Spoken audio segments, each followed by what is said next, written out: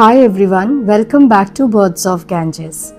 এখন আছি হচ্ছে আমরা মালয়েশিয়ার কোটা কিনাবালু শহরে।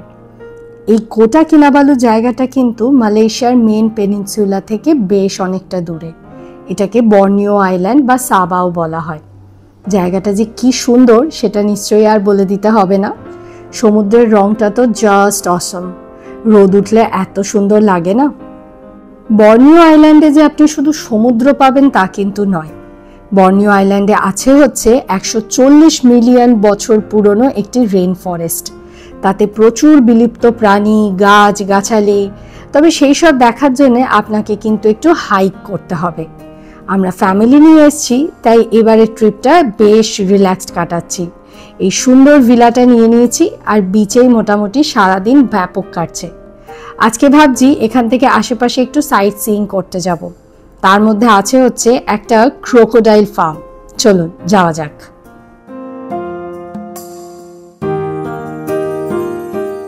কোটা কিনাবালু থেকে কিন্তু আপনি আইল্যান্ড হপিং এ যেতে পারেন।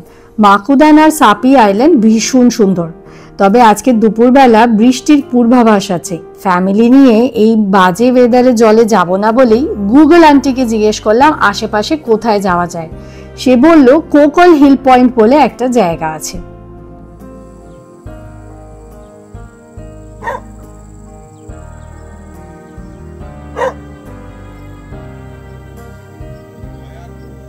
পাহাড়ি প্রত্যেকটা বাড়ির কিন্তু পোষা কুকুর থাকে। অচেনা মানুষ দেখলেই ডাকতে শুরু করে। আমরা কোকল হিল অব্দি কিন্তু পৌঁছতে পারিনি, রাস্তা বন্ধ ছিল। তাই মাঝে একটা জায়গায় দাঁড়িয়ে একটু ওপর থেকেই ভিউটা এনজয় করলাম। ওই দেখুন নিচের ওই শহরটাতেই কিন্তু আমরা আছি।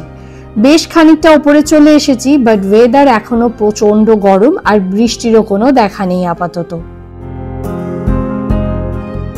হিল পয়েন্ট তো আর যাওয়া হলো না, নেক্সট ডেস্টিনেশনে চলে এসেছি, তুয়ারান ক্রোকোডাইল ফার্ম। জায়গাটা কিন্তু বেশ ইন্টারেস্টিং। প্রচুর বাচ্চা টাচ্চা এডুকেশনাল এক্সকারশনে আসে বলে জায়গাটার নাম দিয়েছে এডুকেশনাল অ্যাডভেঞ্চার ল্যান্ড। এন্ট্রেন্স ফি আছে। তবে এখানে আসার মেন অ্যাট্রাকশন হয়ে দাঁড়িয়েছিল এই বাচ্চা ক্রকটা। কি সুন্দর দেখতে এটাকে। হাতে নিয়ে বেশ বুঝতে পারছিলাম নড়াচড়া করার চেষ্টা করছে, কিন্তু আমার খুব কষ্ট হচ্ছে। মুখটাকে সেলোটেপ দিয়ে বেঁধে দিয়েছে। বেচারার কি কষ্ট। পকু কিন্তু ভীষণ এক্সাইটেড। ও আবার আঙুল দিয়ে মাথায় হাত বোলাচ্ছে, অ্যাজ ইফ যেন এটা ওর ডগি।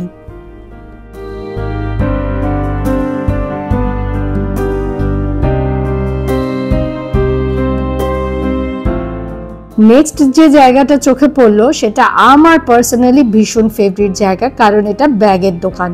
ব্যাগের ওপর যে কি নেশা, কত যে ব্যাগ আছে। এবার মনে হচ্ছে আলাদা একটা আলমারি কিনতে হবে শুধুমাত্র ব্যাগ রাখার জন্য। ক্রোকোডাইল লেদারের ব্যাগ, তবে কালারগুলো কিন্তু বেশ অভিনব। মোটামুটি হালকা থেকে ডিপ সব ধরনের কালারেরই আপনি ব্যাগ পাবেন, আর প্রচুর সাইজেরও পাবেন।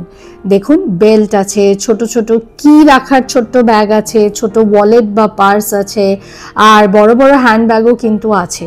বাট এখানে যদি আপনি মনে করেন যে গিফট কিনে কাউকে দেবো, তাহলে কিন্তু বেশ চাপ হবে। কেন তা বলছি। অরিজিনাল ক্রক লেদারের ব্যাগ। ব্যাগগুলো কিন্তু ভীষণ সুন্দর দেখতে, মানে যদি আপনি কিনতেই পারেন। বাট একটা হচ্ছে আমার এত পয়সা নেই, দ্বিতীয় হচ্ছে আমার এরকম মানে রিয়েল লেদারের জিনিস জানি না কিনবো কি কিনবো না, মানে এটা খুব একটা ডাইসি ডিসিশন আর কি। তবে আমার মনে হয় এরা এমনি মেরে ফেলে না, মরে গেলেই লেদারগুলো এক্সট্রাক্ট করে। আর হচ্ছে এই দেখুন ক্রক্সের লেদার, একদম অরিজিনাল ক্রোকোডাইল লেদারের ব্যাগ। ব্যাগগুলোর প্রত্যেকটার দাম ওই 70-80 হাজার টাকা থেকে 1 লাখ 1.5 লাখ টাকারও রয়েছে। ভীষণ সুন্দর। একটা কিছু কেমিক্যাল দিয়ে রেখেছে, মেবি হয়তো যাতে গন্ধ না ছাড়ে বা পচে না যায়, যেটাতে আমার চোখ জ্বলছে আর নাকে একটা ইরিটেশন হচ্ছে। ঘরটা বন্ধ, আমার প্রচণ্ড কিরকম শরীর টরীর খারাপ লাগছে, তাই বেরিয়ে যাচ্ছি। বাট ভালো, যদি আপনার ইচ্ছে হয় মানে পিওর লেদারের ব্যাগ কিনবেন, তাহলে কিন্তু পকেটে যথেষ্ট চাপ পড়বে। চলো বেরোনো যাক। কিউট কিউট খরগোশ আছে।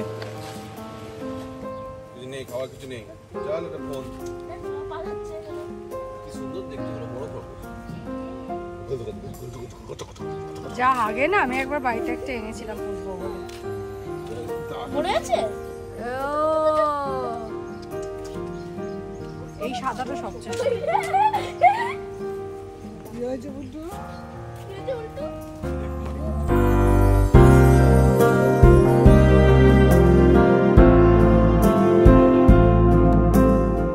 জায়গাটা কিন্তু বেশ সুন্দর সাজানো গোছানো, চারিদিক প্রচন্ড সবুজ। এই ফার্মটাতে প্রায় 1000-এরও বেশি ক্রোকোডাইল আপনি দেখতে পাবেন। কিছু এখানে রেস্কিউ করে আনা আর কিছু হচ্ছে রিয়ার করা। এদেরকে দেখে মনে হচ্ছে এরা বালির বিচে সানবেথ করছে। আর কোনো সুন্দরী মহিলা দেখে মুখটা হাঁ হয়ে গেছে, সেই যে হাঁ হয়েছে আর বন্ধই করছে না। জোকস অ্যাপার্ট, আসলে ক্রোকোডাইল তো কোল্ড ব্লাডেড অ্যানিমাল, তাই হাঁ করে এরা বডির টেম্পারেচারকে রেগুলেট করে। তবে এতক্ষণ একভাবে হাঁ করে কি করে স্ট্যাচু হয়ে থাকে সেটা কিন্তু একটা ভাবার বিষয়।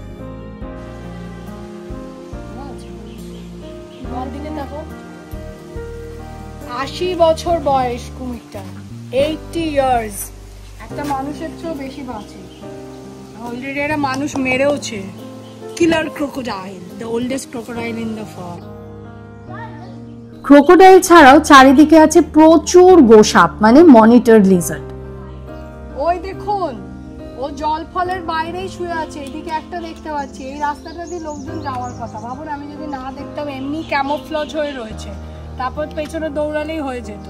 আমি একবার পটলডাঙ্গার টিকিট কাটতাম হার্ট ফেল করে। ওই দেখ উঠেছে, ওই দেখ যাচ্ছে। হিউজ হিউজ, আর দেখো বাইরেই বসে আছে। এই এদিকে আসবি না কিন্তু।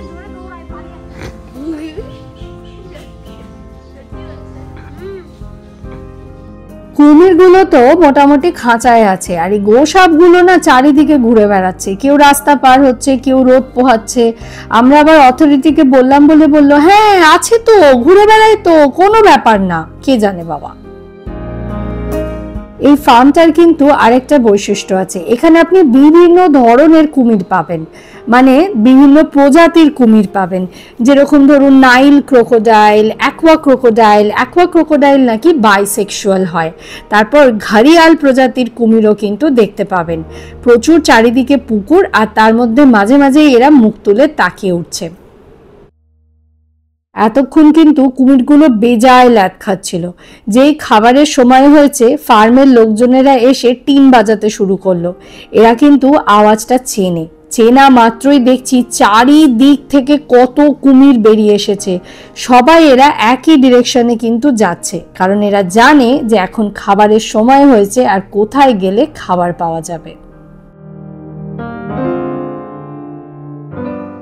খাবার খাওয়ানো দেখাটা কিন্তু বেশ ইন্টারেস্টিং লেগেছে। গোটা আস্তে আস্তে মুরগি ছুঁড়ে দিচ্ছে আর এরা লুফে নিচ্ছে।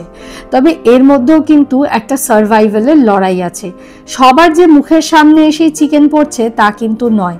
এক একটা কুমির তো 3-4টে চিকেন গিলে নিল, আর এক একটা পেছনে একটাও চিকেন গিলতে পারলো না। মানে ওই আর কি, যত আপনি ফাস্ট মুভ করতে পারবেন ততই কিন্তু বেঁচে থাকবেন।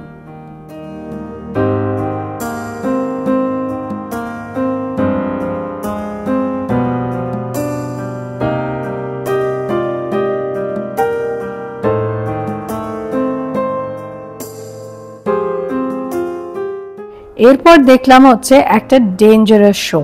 মানে ক্রোকোডাইল বলে কথা, এদের দাঁতের জোর হয় হচ্ছে 3500 PSI। একবার যদি কামড় দেয় না, কি করে যে এই মানুষগুলো সাহস করে ঢুকেছে জানি না। প্রথমে এসে ক্রোকোডাইলগুলোকে একটু নাড়াচাড়া করলো, তারপর একটু খেতে দিয়ে এদেরকে শান্ত করলো। তারপর শুরু হলো এদেরকে বশে আনা। লাঠি দিয়ে ক্রমশ গুঁতোতেই এই ক্রোকোডাইলটা চলে এলো বাইরে। কত বড় সাইজ বলুন তো, সাংঘাতিক। 8-10 ফিট তো হবেই হবে। অত্যন্ত ল্যাথখোর একটা প্রাণী।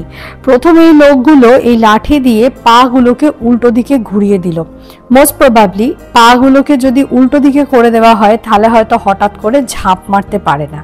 এত কিছু করছে কিন্তু ও কিন্তু মুখটা খুলেই রয়েছে, অ্যাজ ইফ যেন ওকে কেউ বলে দিয়েছে স্ট্যাচু হয়ে থাকবি যতক্ষণ না আমি রিলিজ বলেছি। সায়েন্টিফিক রিজন হলো কুমিররা যত সহজে মুখ বন্ধ করতে পারে তত সহজে খুলতে পারে না, বিকজ তাদের ওপেনিং যে জয়ের মাসেলগুলো থাকে সেগুলো অত্যন্ত উইক, তাই জন্য মোস্ট অফ দ্য টাইম তারা মুখ খুলেই থাকে। দেখুন ইনি নিচের জটাকে ধরে তুলে বন্ধ করে দিচ্ছে, তাতেও কিন্তু ক্রোকোডাইলটা নড়াচড়া করছে না। আর এটা করা কিন্তু খুব ইজি ব্যাপার, কোনো ফোর্সই লাগবে না, ভীষণ উইক মাসেল। বাট উল্টো দিকে যদি কুমির নিজের রিফ্লেক্স কিক ইন করে আর সে যদি হঠাৎ করে মুখটা বন্ধ করে দেয়, তাহলে কিন্তু সাংঘাতিক একটা ফোর্স জেনারেট হয়। ইনফ্যাক্ট কুমিরকে বলে হচ্ছে পৃথিবীর সবচেয়ে স্ট্রংগেস্ট জ আছে।